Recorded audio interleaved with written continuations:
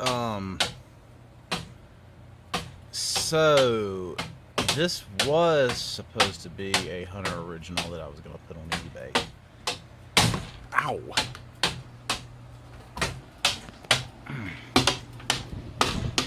Fuck.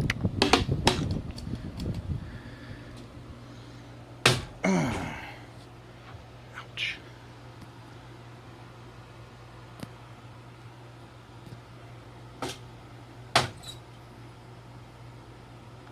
Son of a bitch.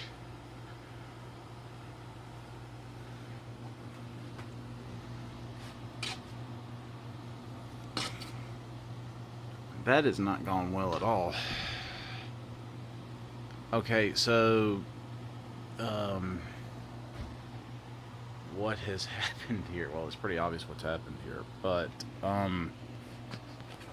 so I was test running that, and I had cut this loose, disconnect the power, and apparently it freaking started moving, and I completely forgot it. I've been gone for literally like 3 hours, and just came back, pulled in the driveway, and I heard the noise of fan blades hitting, and I knew immediately what it was.